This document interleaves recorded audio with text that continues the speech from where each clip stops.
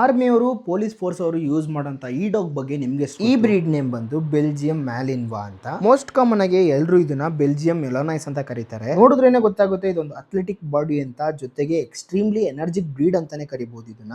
ಇದ್ರ ಹಿಸ್ಟ್ರಿ ಮತ್ತೆ ಆರಿಜಿನ್ ಬಗ್ಗೆ ನಾವು ನೋಡೋದಾದ್ರೆ ಇದು ಹುಟ್ಟಿದ್ದು ಬೆಲ್ಜಿಯಂ ಅಲ್ಲಿ. ಮೊದಲೆಲ್ಲ ಇದನ್ನ ಶೀಪ್ ನ ಹರ್ಡಿಂಗ್ ಪರ್ಪಸ್ ಗಾಗಿ ಯೂಸ್ ಮಾಡ್ತಿದ್ರು. ಹರ್ಡಿಂಗ್ ಅಂತಂದ್ರೆ ಏನಿಲ್ಲ, ಅದನ್ನ ಕಾಯೋದು ಅಂತ. ಇವಾಗ ದನ ಕಾಯೋದು, ಕುರಿ ಕಾಯೋದು ಆ ತರ ಅಂತೀವಲ್ಲ, ಅದೇ ರೀತಿ. ನೆಕ್ಸ್ಟ್ ಇದ್ರ ಇಂಟೆಲಿಜೆನ್ಸ್ ಮತ್ತೆ ಬಿಹೇವಿಯರ್ ನಾವು ನೋಡೋದಾದ್ರೆ ಇವತ್ತು ಹೇಳ್ತಿರೋಂಥ ಬ್ರೀಡ್ ಬಂದು ಸೂಪರ್ ಇಂಟೆಲಿಜೆಂಟ್ ಅಂತ ಹೇಳ್ಬೋದು. ಫಾಸ್ಟ್ ಲರ್ನರ್ ಕೂಡ, ವೆರಿ ಶಾರ್ಪ್ ಮೈಂಡ್. ಇನ್ನು ಬಿಹೇವಿಯರ್ ಬಂದು ಆಲ್ವೇಸ್ ಅಲರ್ಟ್ ಆಗಿ ಇರುತ್ತೆ, ಸ್ಟ್ರಾಂಗ್ ವರ್ಕಿಂಗ್ ಡ್ರೈವ್ ಆಗಿರುತ್ತೆ.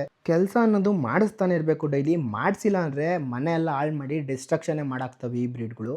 ನೆಕ್ಸ್ಟು ಇದ್ರ ಆಕ್ಟಿವಿಟಿ ಲೆವೆಲ್ ಬಗ್ಗೆ ನಾವು ನೋಡೋದಾದ್ರೆ ವೆರಿ ಹೈ ಆಕ್ಟಿವಿಟಿ ಲೆವೆಲ್ ಅಂತಲೇ ಹೇಳ್ಬೋದು. ಡೈಲಿ ಕಂಪಲ್ಸರಿಯಾಗಿ ಲಾಂಗ್ ಎಕ್ಸಸೈಸ್ ಆಗಿರ್ಬೋದು, ರನ್ನಿಂಗ್ ಆಗಿರ್ಬೋದು, ಟ್ರೈನಿಂಗ್ ಸೆಷನ್ಸ್ ಆಗಿರ್ಬೋದು, ಮೆಂಟಲ್ ಸ್ಟಿಮ್ಯುಲೇಷನ್ ಆಗಿರ್ಬೋದು, ಇಷ್ಟು ಇರಲೇಬೇಕು.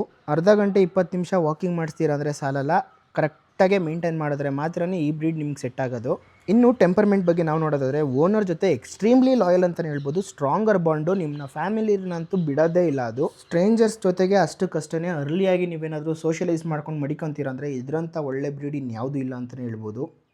ಇನ್ನು ಗ್ರೂಮಿಂಗ್ ಮತ್ತು ಶೆಡ್ಡಿಂಗ್ ಬಗ್ಗೆ ನಾವು ನೋಡೋದಾದ್ರೆ ಜಾಸ್ತಿ ತಲೆ ಕೆಡಿಸ್ಕೊಂಬೇಡಿ. ವೀಕ್ಲಿ ಬ್ರಷಿಂಗ್ ಅನ್ನೋದು ಎನಾಫ್ ಆಗಿರುತ್ತೆ. ಲೋ ಗ್ರೂಮಿಂಗು ಶಾರ್ಟ್ ಕೋಟ್ ಆಗಿರೋದ್ರಿಂದ ಒಂದು ಫೈನಲಿ ಹೆಲ್ತ್ ಆ್ಯಂಡ್ ಕೇರ್ ಬಗ್ಗೆ ನಾವು ನೋಡೋದಾದ್ರೆ ಸ್ಟ್ರಾಂಗ್ ಬ್ರೀಡ್ ಆಗಿರೋದ್ರಿಂದ ಯಾವುದೇ ಪಾಸಿಬಲ್ ಇರಲ್ಲ ಜಾಸ್ತಿ ಕಾಯಿಲೆಗಳು ಬರೋಕ್ಕೆ. ಮೇಯ್ನಾಗಿ ಬಂದರೆ ಹಿಪ್ ಡಿಪ್ಲೆಸಿ ಆಗಿರ್ಬೋದು, ಜಾಯಿಂಟ್ ಸ್ಟ್ರೆಸ್ ಆಗಿರ್ಬೋದು, ಇದೊಂದು ಕಾಮನ್ ಆಗಿರುತ್ತೆ. ಯಾರಿಗೆಲ್ಲ ಇದು ಸೂಟೇಬಲ್ ಆಗುತ್ತೆ ಅಂತ ಕೇಳೋರಿಗೆ ಎಕ್ಸ್ಪೀರಿಯನ್ಸ್ ಇರಬೇಕು ಓನರ್ಸ್ಗಳಿಗೆ, ಅಂಥವ್ರಿಗೆ ಮಾತ್ರ. ಮತ್ತು ಆ್ಯಕ್ಟಿವ್ ಲೈಫ್ ಸ್ಟೈಲ್ ಇರಬೇಕು. ನೀವೇನಾದ್ರು ಸೋಂಬೇರಿಗಳಾಗಿರೆ ನಿಮ್ಗೆ ಇದು ಯೂಸ್ ಆಗಲ್ಲ. ಟ್ರೈನಿಂಗ್ ನಾಲೆಡ್ಜ್ ಇದ್ದರೆ ಮಾತ್ರನೇ ಒಳ್ಳೆ ಟ್ರೈನಿಂಗ್ ಅವ್ರ ಹತ್ರ ಕೊಟ್ಟು ಟ್ರೈನಿಂಗ್ ಮಾಡಿಸ್ಬೇಕು. ಇದನ್ನು ನೋಡಿದ್ರಲ್ಲ, ಇದೊಂದು ನಾರ್ಮಲ್ ಪೆಟ್ ಅಲ್ಲ, ಇದೊಂದು ವರ್ಕಿಂಗ್ ಮಿಷಿನ್. ಇದನ್ನು ತಗೊಂಬಂದು ನೀವೇನಾದ್ರು ನಾರ್ಮಲ್ ಪೆಟ್ ಥರ ಸಾಕ್ತೀರಾ ಅಂದರೆ ಈ ಬ್ರೀಡ್ನ ಹಾಳು ಮಾಡ್ದಂಗೆ ಲೆಕ್ಕ. ಇದೇ ಥರ ಪೆಟ್ ಟಿಪ್ಸ್ಗಾಗಿ ನಮ್ಮ ಯುವ ಪ್ರಪಂಚನ ಫಾಲೋ ಮಾಡ್ಕೊಳ್ಳಿ ಮತ್ತು ನಿಮ್ಮ ಪೆಟ್ ಸಾಕಿರೋಂಥ ಫ್ರೆಂಡ್ಸ್ಗೆ ಶೇರ್ ಮಾಡಿ. ನನ್ನ ಕೇಳೋದಾದರೆ ಪರ್ಸ್ನಲ್ ಎಕ್ಸ್ಪೀರಿಯೆನ್ಸಲ್ಲಿ ಜರ್ಮನ್ ಶೆಫರ್ಡ್ ಆಗಿರ್ಬೋದು, ಈ ಬ್ರೀಡ್ ಆಗಿರ್ಬೋದು, ಎರಡು ಬೆಸ್ಟ್ ಅಂತಲೇ ಹೇಳ್ಬೋದು ಯಾವತ್ತು ಮನೆಗೆ.